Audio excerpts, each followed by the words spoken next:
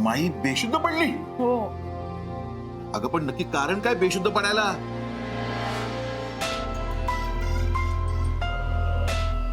नक्की कारण काय ते नाही हो माहिती. मग हे माई आली? तिचा फोन कधीपासून ट्राय करतोय, बंदच येतोय. पण मला एक कळत नाही, माई बेशुद्ध पडली, तिला बरं नाहीये. मी असं असताना काकू माईला बाहेर कशाला घेऊन गेली? काय माहित. काय काय अंगाची टेस्टी टेस्टी.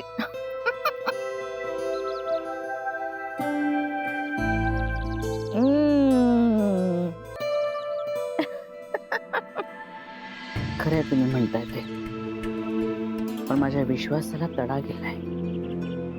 या दोघांसाठी काही करावं,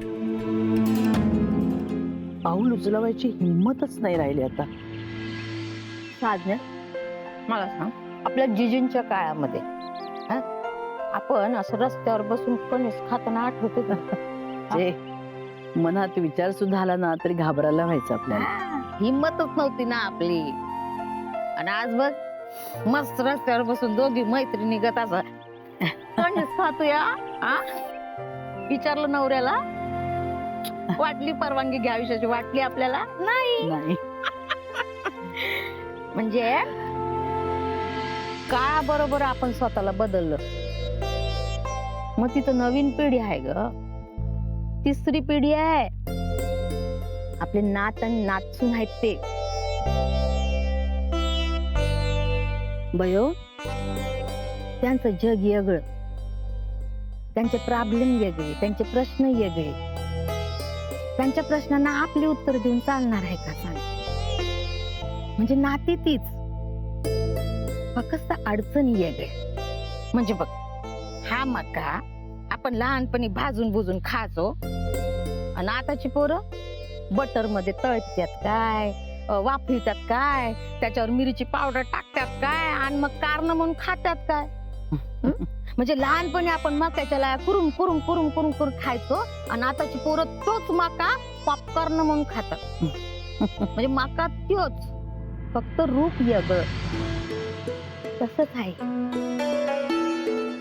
प्रत्येक नात्याला. प्रश्न तेच, उत्तर तेच, जे तोडणाऱ्या नात्याला जोडणारी असतात, पण त्याचं स्वरूप वेगळं असतं.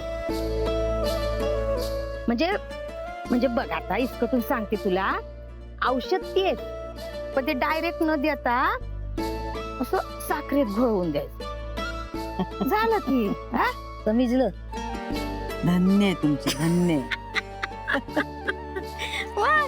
सांगते ना उपाय, आता बेधडक करायची का कारवाई?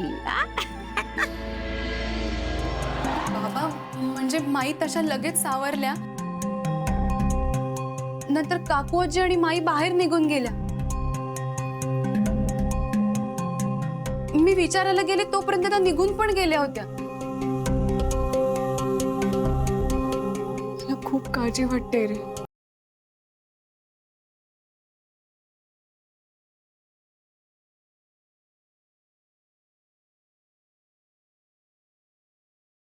मी भेलकर भेलकर भेलकर. झालं, भरल्या का हिरी परत? काय ग साधने, घे भेल घे. नको हो, झालं आता कणीस खाऊन. अगं घे ग, घे. नाही जाणार अहो मला. डोळ्यातून उगा पाणी काढण्यापेक्षा तिखट भेळ काढून पाणी काढ डोळ्यात. तिखट? तिखट मस्त आहे. घे घे, खाय खाय खाय. काय ग साधने, तू अशी वागलीस तर माझी गाडी अडल. तुला माहितीये का, आपण जेजुरीच्या वाड्यामध्ये कशा फेमस होतो? आरोला कार करणाऱ्या. खमक्या होतो खमक्या. हे काय झालं तुझं स्वांग? सारखी आपली रडतीये कवाची. अगं तू म्हणजे अशी होती बिघडल्याला सुधरवणारी, वाट चुकलेल्याला वाट दावणारी, आणि आज काय झालंय तुझं मुळू काम? ए राजा, एक गोट सांगू मला जाणवलेली. मी त्या दोन पोरांच्या डोळ्यात ना लई माया बघितली ग, एकमेकांसाठी. मलाही असंच वाटलं होतं. वाटलं होतं दोघं एकमेकांवर नितांत प्रेम करायला लागलेत. ह्याच आशेवर होते मी, पण ते नुसतं भासवलं दोघांनी. असं वाटलं आपली पारख चुकली की काय. अशी कशी फसले मी. हा एवढा मोठा धक्का आहे मला की त्याच्यातून सावरतच नाहीये हो मी. असं कसं झालं आपल्या बाबतीत. तेच तर शोधायचं ना आपल्याला. त्याच्या आजूबाजूचं खरं खोटं काय आहे तेच तर शोधायचंय आपल्याला. उपाय तुला सांगितलं. आता बेधडक कारवाई तू करायची आहेस तुझ्या मतीने, आणि मी आहे की तुझ्या पाठी.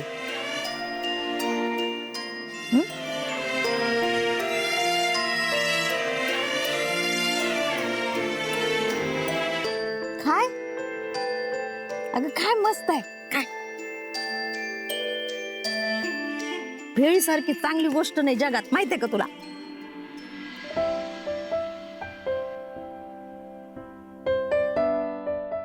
अंगाची सावकाश सावकाश. आय मी आय भैया बेस्ट. काय हो?